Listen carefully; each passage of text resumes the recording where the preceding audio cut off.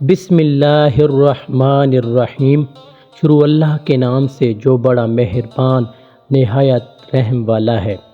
السلام علیکم حاضرین کرام، آج کی ہم اس ویڈیو میں بہلول دانا اور بے ادب تاجر کا واقعہ بیان کریں گے۔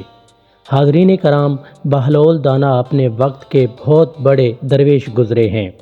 ایک دن ایک تاجر بہلول دانا کے پاس آیا اور کہا کہ میں کاروبار کرنا چاہتا ہوں، آپ مشورہ دیں کہ میں کس چیز کا کاروبار کروں۔ آپ نے مشورہ دیا کہ کالا کپڑا خرید لو۔ کچھ ہی دنوں بعد شہر میں ایک معزز بزرگ کا انتقال ہو گیا اور وہاں موجود تمام لوگوں نے ماتمی لباس خریدنے کے لیے نکل پڑے۔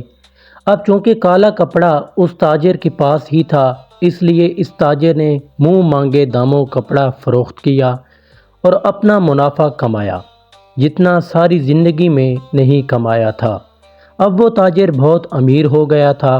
کچھ عرصے بعد تاجر کا گزر ایک جگہ سے ہوا جہاں بہلول دانا بیٹھا ہوا تھا۔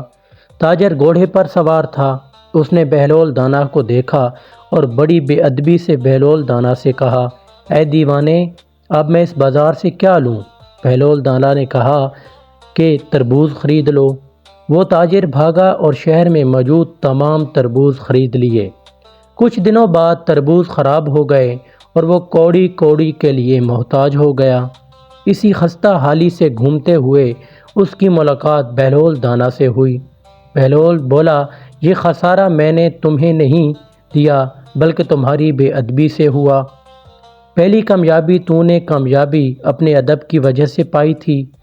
تو نے ادب سے پوچھا تھا تو مالا مال ہوا، اب تو نے بے ادبی کی تو کنگال ہوا۔